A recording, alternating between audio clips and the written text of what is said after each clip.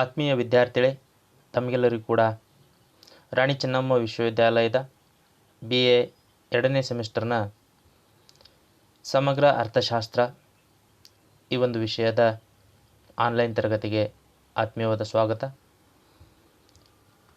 ನಾನು ನಿಮ್ಮ ಅರ್ಥಶಾಸ್ತ್ರದ ಸಹಾಯಕ ಪ್ರಾಧ್ಯಾಪಕ ಶ್ರೀ ವಿಜಯಕುಮಾರ್ ಮಲ್ಲಿಕಾರ್ಜುನ ಮಠ್. ಇವತ್ತು ಮೊದಲನೇ ಚಾಪ್ಟರ್ನ ಸೆಷನ್ 2ರ ಕುರಿತಾಗಿ ನಾವು ಚರ್ಚೆ ಮಾಡೋಣ. ಇವತ್ತಿನ ಸೆಷನ್ನ topic nature and scope of macro economics, ಅಂದರೆ ಸಮಗ್ರ ಅರ್ಥಶಾಸ್ತ್ರದ ಸ್ವರೂಪ ಮತ್ತು ವ್ಯಾಪ್ತಿ. Dear students, welcome to the online class of BA second semester, the Macroeconomics, coming under Rani Chennamma University, Belagavi. Today I am going to discuss about the session 2, that is nature and scope of macroeconomics, under chapter 1.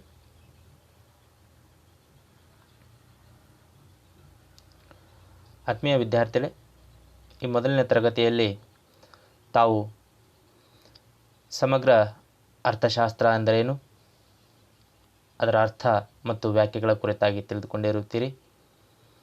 ಸಮಗ್ರ ಅರ್ಥಶಾಸ್ತ್ರ ಅನ್ನೋದು ಸಮಗ್ರ ಆರ್ಥಿಕ ಚಲಗಳನ್ನು ಅಭ್ಯಸಿಸುವುದಾಗಿದೆ. ಇದು ಅರ್ಥವ್ಯವಸ್ಥೆಯ ಸಾಮಾನ್ಯ ಸಮತೋಲನವನ್ನು ವಿಶ್ಲೇಷಿಸುತ್ತದೆ. ಸಮಗ್ರ ಆರ್ಥಿಕ ಚಲಗಳಾದಂಥ ರಾಷ್ಟ್ರೀಯ ಆದಾಯದ ಮಟ್ಟ, ಉದ್ಯೋಗದ ಮಟ್ಟ, ಬಡ್ಡಿ ದರ, ಹೂಡಿಕೆ ಮಟ್ಟ ಇವು ಹೇಗೆ ನಿರ್ಧಾರವಾಗುತ್ತವೆ ಮತ್ತು ಆ ವಿವಿಧ ಚಲಗಳ ನಡುವಿನ ಸಂಬಂಧ ಏನು ಅನ್ನೋದರ ಕುರಿತಾಗಿ ಸಮಗ್ರ ಅರ್ಥಶಾಸ್ತ್ರ ಅಭ್ಯಸಿಸುತ್ತದೆ ಅನ್ನೋದನ್ನು ತಾವು ತಿಳಿದುಕೊಂಡಿರಿ.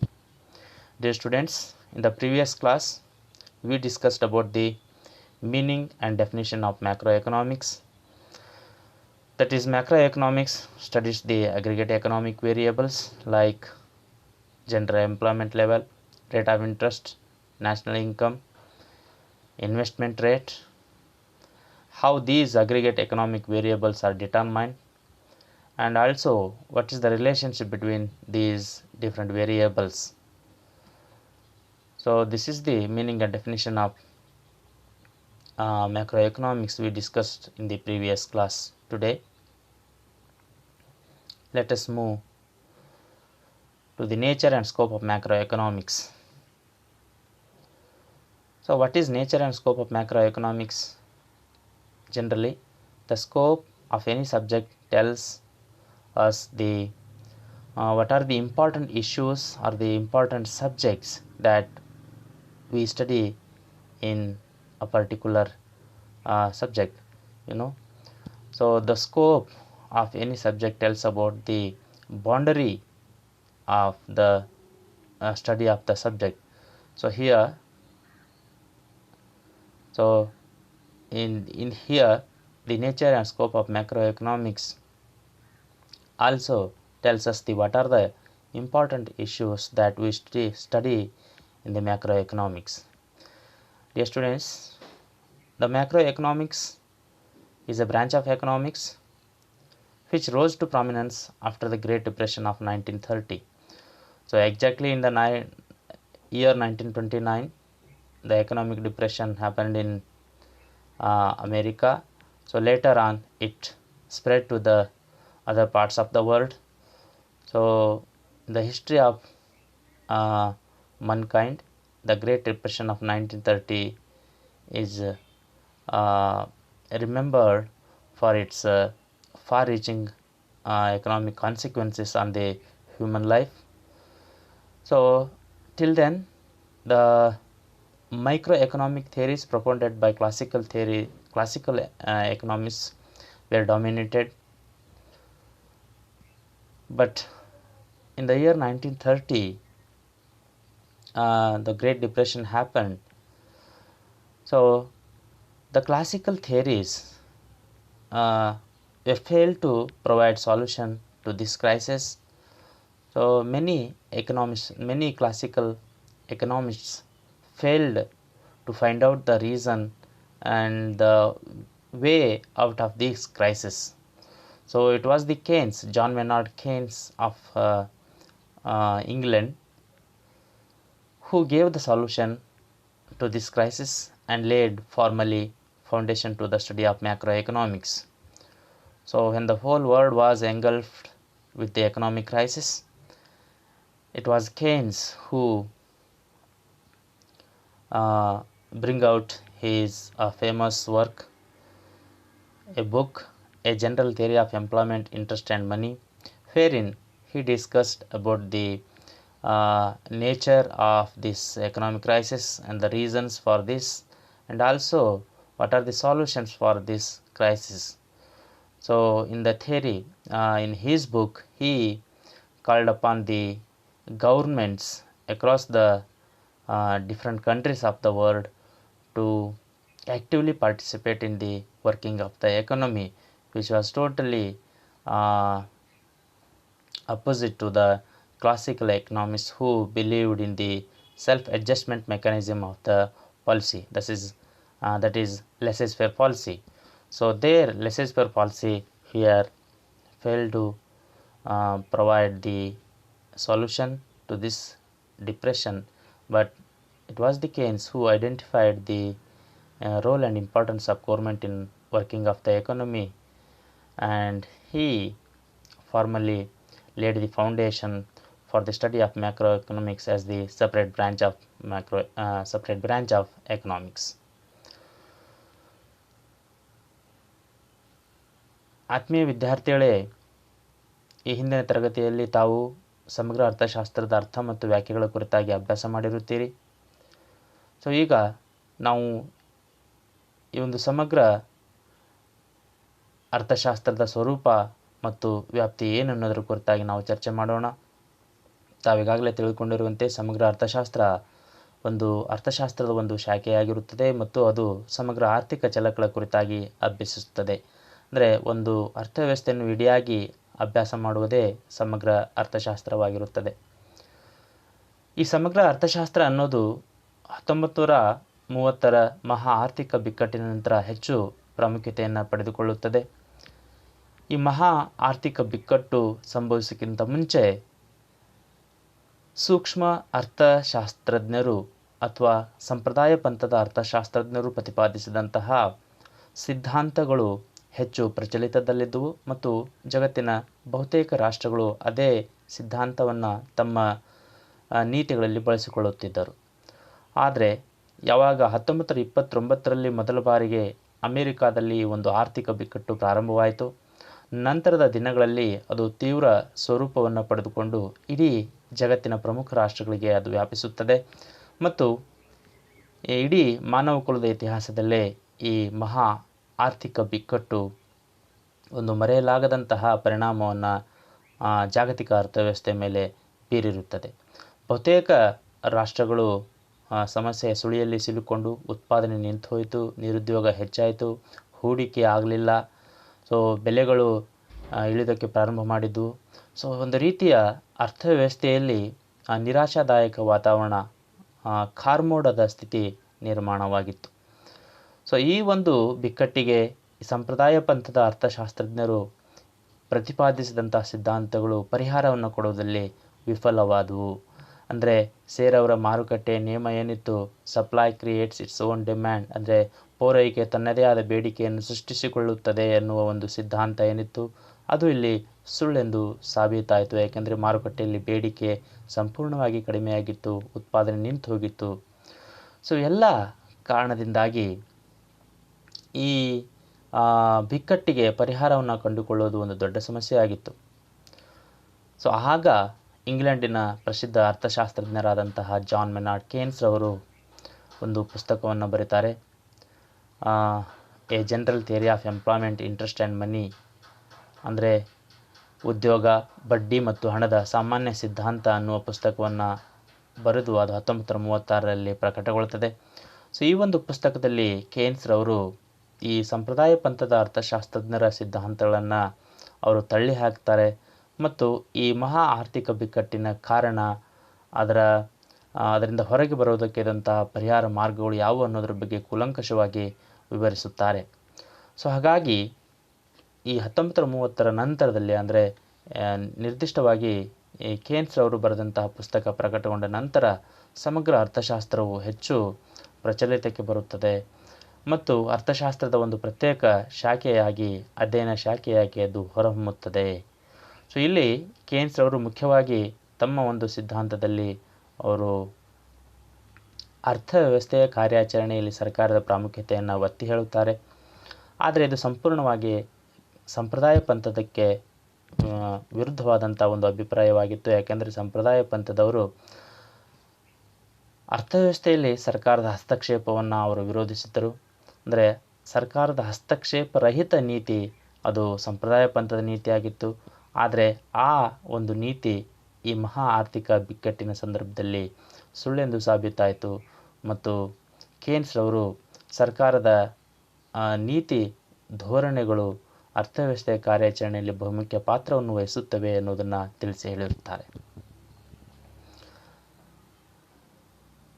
ಸೊ ಈಗ ನಾವು ಅರ್ಥಶಾಸ್ತ್ರದ ಸ್ವರೂಪ ಮತ್ತು ಪ್ರಾಮುಖ್ಯತೆಯನ್ನು ತಿಳಿದುಕೊಳ್ಳೋಣ. ಸೊ ಯಾವುದೇ ಒಂದು ವಿಷಯದ ಸ್ವರೂಪ ಮತ್ತು ವ್ಯಾಪ್ತಿ ಏನು ಅಂತಂದರೆ, ಆ ವಿಷಯದಲ್ಲಿ ಯಾವ ಪ್ರಮುಖ ಅಂಶಗಳನ್ನು ನಾವು ಅಭ್ಯಸಿಸುತ್ತೇವೆ ಅನ್ನೋದನ್ನು ಅದು ವಿವರಿಸುತ್ತದೆ. ವ್ಯಾಪ್ತಿ ಅಂತಂದರೆ ಅದು ಒಂದು ಗಡಿ ರೇಖೆ ಇದ್ದಾಗೆ. ಆ ಒಂದು ಗಡಿ ರೇಖೆಯ ಒಳಗೆ ವಿಭಿನ್ನವಾದ ಅಂಶಗಳನ್ನು ನಾವು ಅಭ್ಯಾಸ ಮಾಡುತ್ತೇವೆ. ಸೊ ಅದನ್ನೇ ನಾವು ವಿಷಯದ ವ್ಯಾಪ್ತಿ ಅಂತ ಹೇಳಿ ಕರಿತೇವೆ. ಸೊ ಹಾಗೆ ನೋಡಿದರೆ ಸಮಗ್ರ ಅರ್ಥಶಾಸ್ತ್ರದ ವ್ಯಾಪ್ತಿ ಒಂದು ವಿಶಾಲವಾದ ವ್ಯಾಪ್ತಿಯನ್ನು ಹೊಂದಿದೆ. ಇದು ವೈಯಕ್ತಿಕ ಮಟ್ಟದಿಂದ ಹಿಡ್ಕೊಂಡು ಪ್ರಾರಂಭವಾಗಿ ರಾಷ್ಟ್ರ ಮತ್ತು ಜಾಗತಿಕ ಮಟ್ಟದವರೆಗೆ ಇದರ ವ್ಯಾಪಿಸಿದೆ ಅಂತ ಹೇಳ್ಬೋದು. ಸಮಗ್ರ ಅರ್ಥಶಾಸ್ತ್ರದ ಜ್ಞಾನ ಅದು ವ್ಯಕ್ತಿಗತವಾಗಿಯೂ ಹಾಗೂ ರಾಷ್ಟ್ರ ಜಾಗತಿಕ ಮಟ್ಟದಲ್ಲಿಯೂ ಹೆಚ್ಚು ಪ್ರಾಮುಖ್ಯತೆಯನ್ನು ಪಡೆದುಕೊಂಡಿರುತ್ತದೆ. So dear students, the nature and scope of macroeconomics can be understood with following points. So one is, the main important issue that we study in the macroeconomics is employment and unemployment. So this is the first major issue in macroeconomics. The macroeconomics explains what determines the level of employment and national income in an economy, and therefore what causes involuntary unemployment. So how to increase the employment level and also how to reduce the unemployment. What are the unemployment level? So what are the measures that governments needs to be taken to increase the employment and reduce the unemployment? So these are the very important aspects of macroeconomics. ಆತ್ಮೀಯ ವಿದ್ಯಾರ್ಥಿಗಳೇ, ಸಮಗ್ರ ಅರ್ಥಶಾಸ್ತ್ರದ ಒಂದು ಪ್ರಮುಖವಾದಂತಹ ಅಧ್ಯಯನ ವಿಷಯ ಅಂತಂದರೆ ಅದು ಉದ್ಯೋಗ ಮತ್ತು ನಿರುದ್ಯೋಗ. ಸೊ ಉದ್ಯೋಗದ ಒಂದು ಅರ್ಥವ್ಯವಸ್ಥೆಯಲ್ಲಿ ಉದ್ಯೋಗದ ಮಟ್ಟ ಹೇಗೆ ನಿರ್ಧಾರವಾಗುತ್ತದೆ, ನಿರುದ್ಯೋಗಕ್ಕೆ ಕಾರಣಗಳು ಯಾವುವು, ನಿರುದ್ಯೋಗವನ್ನು ಕಡಿಮೆ ಮಾಡಿ ಉದ್ಯೋಗದ ಅವಕಾಶಗಳನ್ನು ಹೇಗೆ ಹೆಚ್ಚು ಮಾಡಬೇಕು, ಅದಕ್ಕಾಗಿ ಸರ್ಕಾರ ಏನೆಲ್ಲ ಕ್ರಮಗಳನ್ನು ತೆಗೆದುಕೊಳ್ಳಬೇಕಾಗುತ್ತದೆ ಮತ್ತು ಸರ್ಕಾರದ ನೀತಿ ಧೋರಣೆಗಳು ಉದ್ಯೋಗ ಮತ್ತು ನಿರುದ್ಯೋಗದ ಮೇಲೆ ಯಾವ ರೀತಿ ಪರಿಣಾಮವನ್ನು ಬೀರುತ್ತವೆ ಅನ್ನೋದನ್ನು ವಿವರಿಸುವುದು ಸಮಗ್ರ ಅರ್ಥಶಾಸ್ತ್ರದ ಒಂದು ಪ್ರಮುಖ ಅಂಶವಾಗಿರುತ್ತದೆ. So the second most important issue that comes in the scope of macroeconomics is the determination of national income. So how the national income level is determined in an economy, what are the factors that contribute to the creation of national income. So the investment, the saving, so aggregate demand, aggregate supply.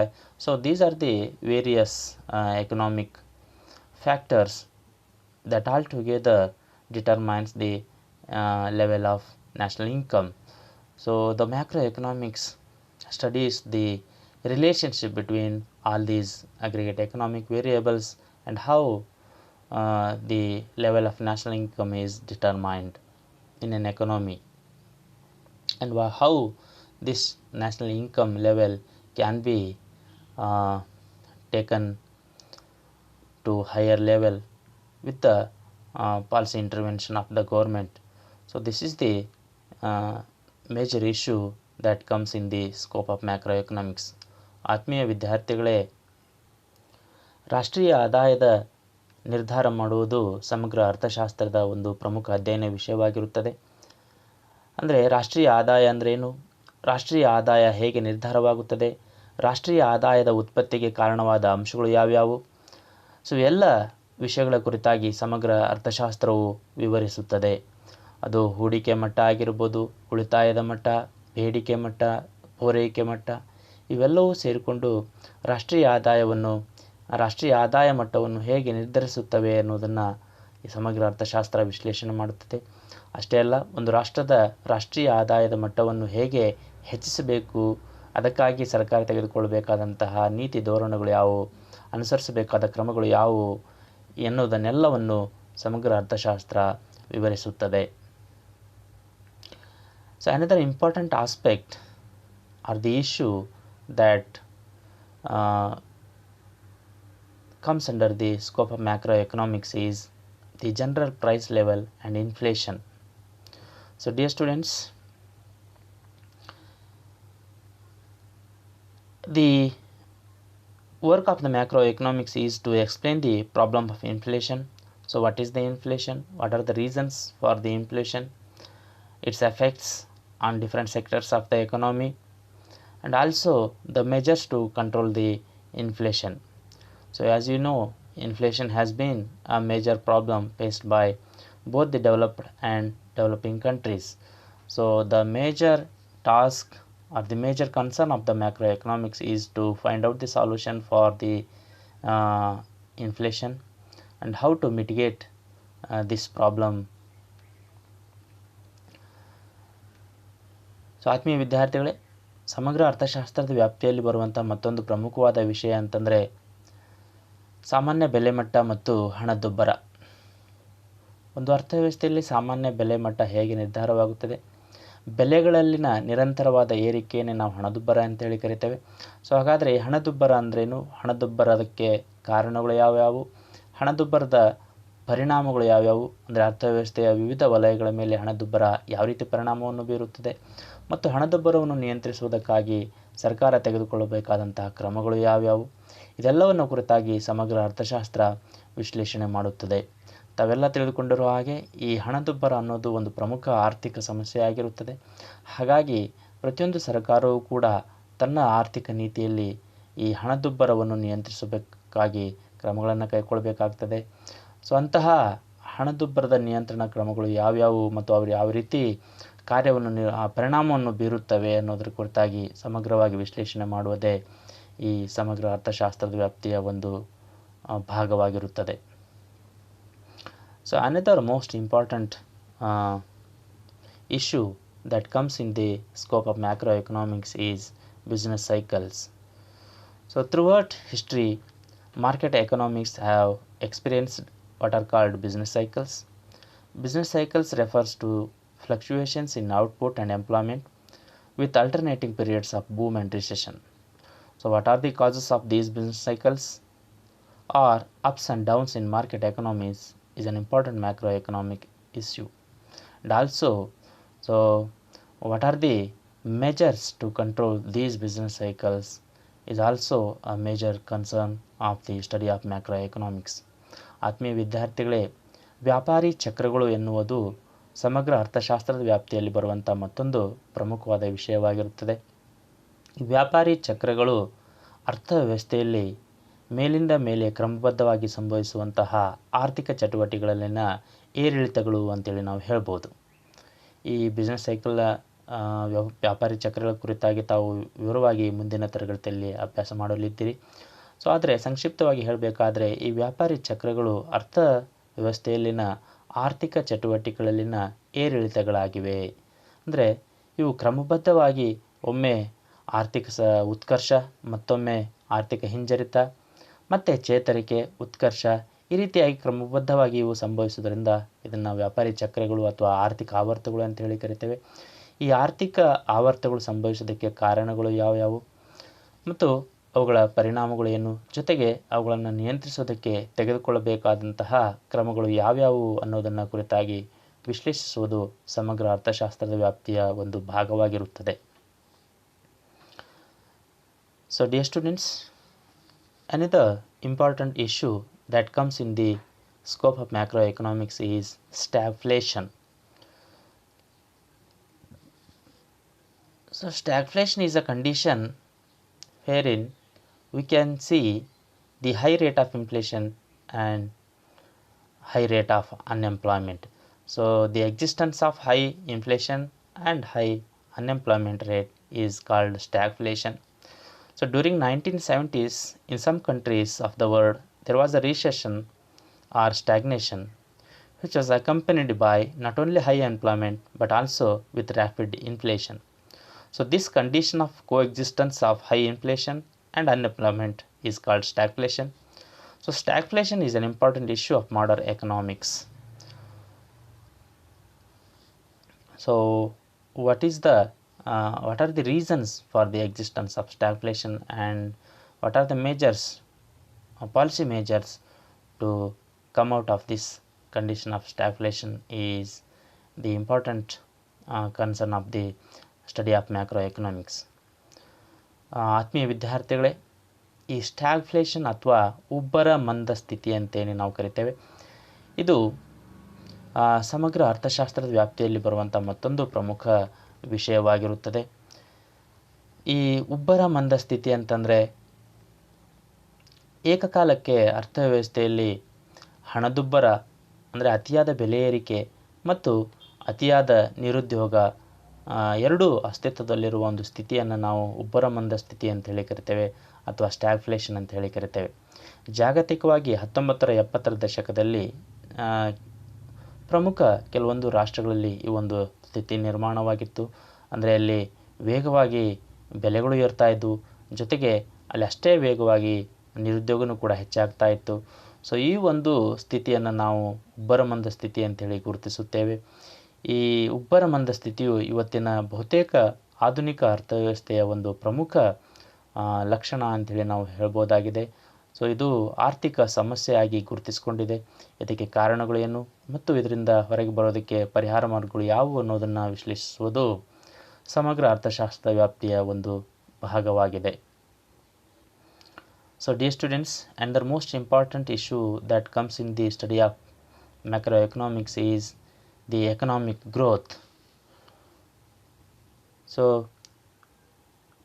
any country in the world, any government that rules the country has the goal of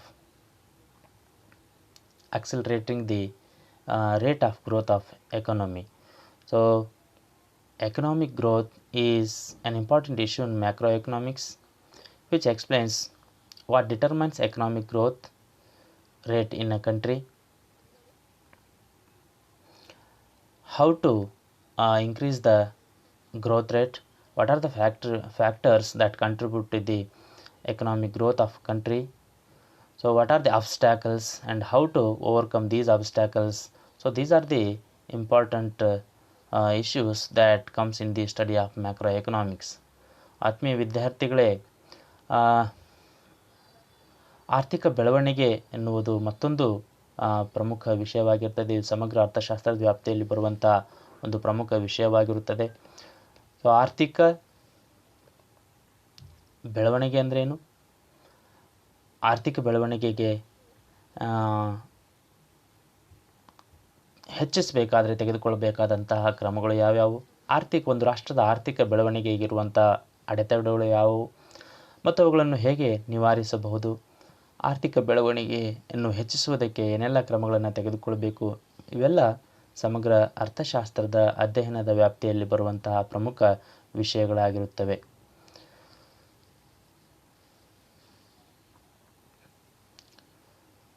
So dear students, so far we discussed about the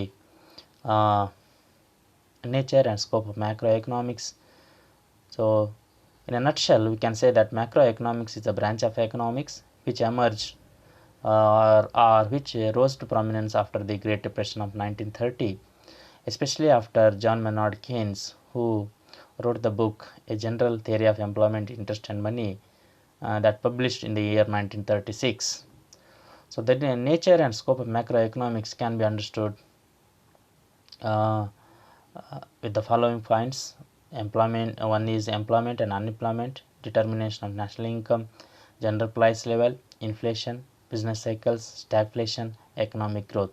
So these are the important issues or the aspects of the scope of macroeconomics. ಆತ್ಮೀಯ ವಿದ್ಯಾರ್ಥಿಗಳೇ, ಇಲ್ಲಿವರೆಗೆ ನಾವು ಅರ್ಥಶಾಸ್ತ್ರದ ಸ್ವರೂಪ ಮತ್ತು ವ್ಯಾಪ್ತಿಯ ಕುರಿತಾಗಿ ಚರ್ಚೆ ಮಾಡಿದ್ದೇವೆ.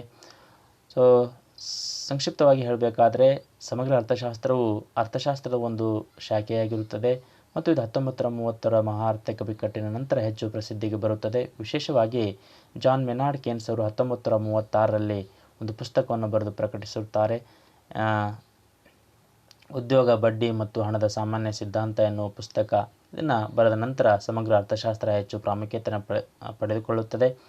ಮತ್ತು ಸಮಗ್ರ ಅರ್ಥಶಾಸ್ತ್ರದ ವ್ಯಾಪ್ತಿಯಲ್ಲಿ ಬರುವಂತಹ ಪ್ರಮುಖ ವಿಷಯಗಳು ಅಂತಂದರೆ ಉದ್ಯೋಗ ಮತ್ತು ನಿರುದ್ಯೋಗದ ಮಟ್ಟ, ರಾಷ್ಟ್ರೀಯ ಆದಾಯದ ನಿರ್ಧಾರ, ಸಾಮಾನ್ಯ ಬೆಲೆ ಮಟ್ಟ, ಹಣದುಬ್ಬರ, ವ್ಯಾಪಾರಿ ಚಕ್ರಗಳು, ಉಬ್ಬರ ಮಂದಸ್ಥಿತಿ, ಆರ್ಥಿಕ ಬೆಳವಣಿಗೆ, ಇವೆಲ್ಲ ಸಮಗ್ರ ಅರ್ಥಶಾಸ್ತ್ರದ ವ್ಯಾಪ್ತಿಯಲ್ಲಿ ಬರುವಂತಹ ಪ್ರಮುಖ ವಿಷಯಗಳಾಗಿರುತ್ತವೆ. ಈ ಒಂದು ವಿಷಯದ ಕುರಿತಾಗಿ ತಾವು ಹೆಚ್ಚಿನ ಮಾಹಿತಿಯನ್ನು ಪಡೆದುಕೊಳ್ಳಲು ಮತ್ತು ಜ್ಞಾನವನ್ನು ಹೆಚ್ಚಿಸಿಕೊಳ್ಳುವುದಕ್ಕಾಗಿ ಇಲ್ಲಿ ತಿಳಿಸಿರುವಂಥ ಪುಸ್ತಕಗಳನ್ನು ಅಭ್ಯಾಸ ಮಾಡ್ಬೋದಾಗಿದೆ. ಎಚ್.ಎಲ್. ಆಹುಜಾ ಅವರು ಬರೆದಿರುವಂಥ macro economic theory and policy, M L. Jhingan ಅವರು ಬರೆದಿರುವ macro economic theory, H R. Krishnamurthy ಅವರು ಬರೆದಿರುವಂಥ ಸಮಗ್ರ ಅರ್ಥಶಾಸ್ತ್ರ ಆಗಿರ್ಬೋದು. ಜೊತೆಗೆ NCERT ಪುಸ್ತಕದ 12ನೇ ತರಗತಿಯ ಅರ್ಥಶಾಸ್ತ್ರ ಪುಸ್ತಕವನ್ನು ತಾವು ಅಭ್ಯಾಸ ಮಾಡ್ಬೋದು. ಸೊ ಇಲ್ಲಿವರೆಗೆ ಈ ಒಂದು ಆನ್ಲೈನ್ ತರಗತಿಯನ್ನು ವಿಡಿಯೋವನ್ನು ವೀಕ್ಷಿಸಿದ್ದಕ್ಕಾಗಿ ತಮ್ಮೆಲ್ಲರಿಗೂ ಕೂಡ ಧನ್ಯವಾದಗಳು. Thank you one and all.